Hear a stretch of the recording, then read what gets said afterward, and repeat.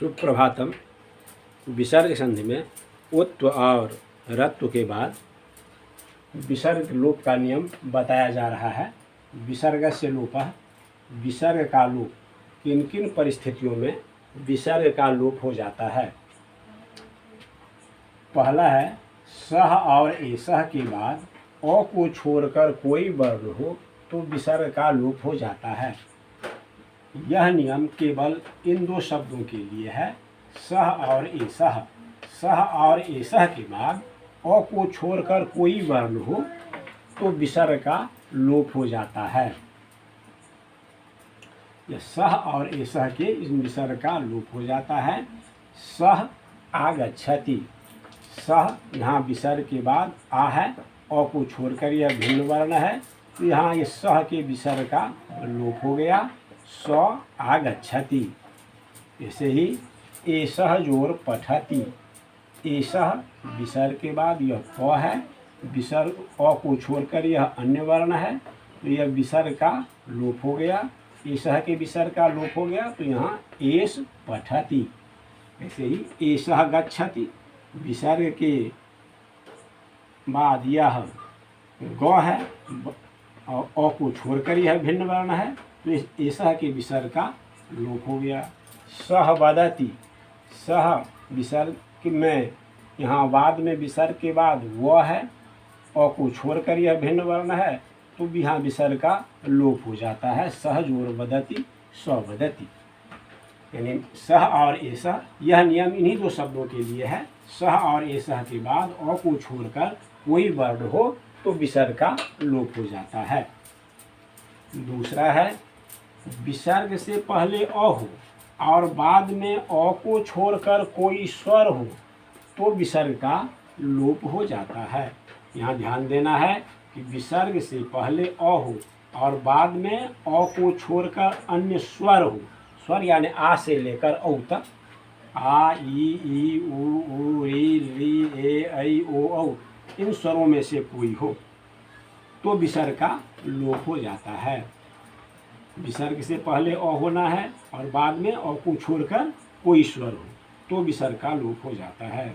जैसे देवः जोर आगच्छति, देवः में विसर्ग से पहले यहाँ अ है वो में और आगे आ है जो अ को छोड़कर भिन्न स्वर है तो इस विसर्ग का लोप हो गया। देवः जोर आगच्छति, देव आगच्छति। ऐसे ही मृगः जोर इति, मृगः में विसर्ग से पहले ग में अ है और आगे यह ईश्वर है, अ को छोड़कर भिन्न स्वर है तो इस विसर्ग का लोप हो गया। मृगः जोर इति, मृग इति। इसी तरह सूर्यः जोर उदेति, सूर्यः में विसर्ग से पहले य में यहाँ अ है और आगे यह ह्रस्व उ है, अ को छोड़कर भिन्न स्वर है तो इस विसर्ग का लोप हो जाएगा। सूर्यः जोर उदेति, सूर्य उदेति। बालकः जोर एति, बालकः में विसर्ग से पहले यहाँ अ है, क में अ है और आगे यह ए, अ को छोड़कर भिन्न स्वर है तो इस बालकः के विसर्ग का लोप हो गया। बालकः जोर एति, बालक एति। इसमें अब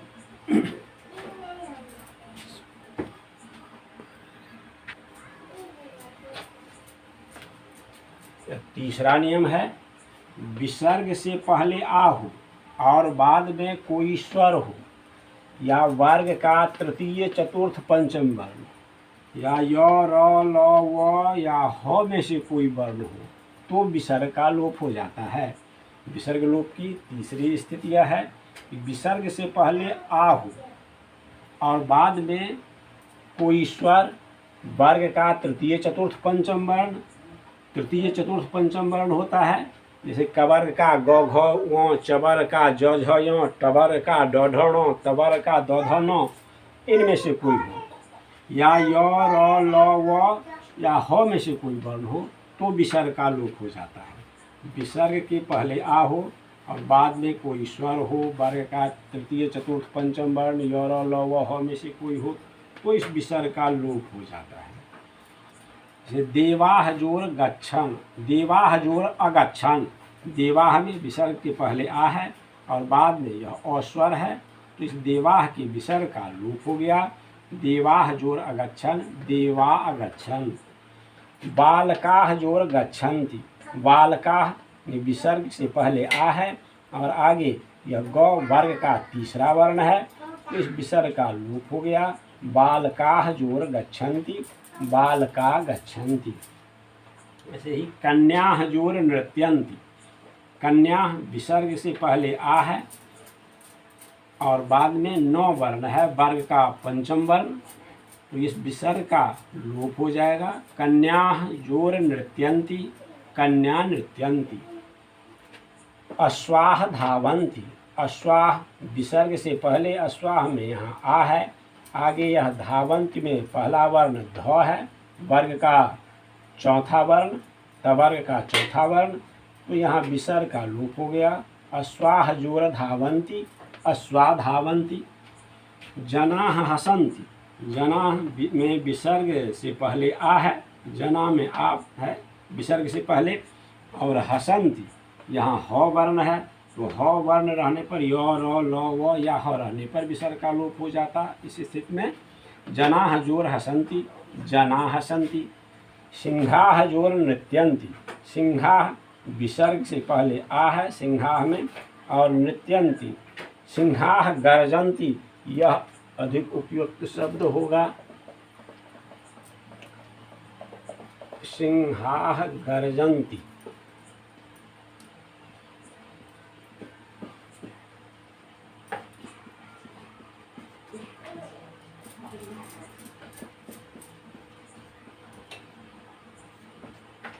सिंहाः जोर गर्जन्ति, सिंहाः में विसर्ग से पहले आ है और बाद में यह गौ वर्ग का तीसरा वर्ण, कवर्ग का तीसरा वर्ण है, तो ये विसर्ग का लोप हो जाएगा। सिंहाः जोर गर्जन्ति, सिंहा गर्जन्ति। इस प्रकार यह विसर्ग लोप का नियम पूर्ण होता है।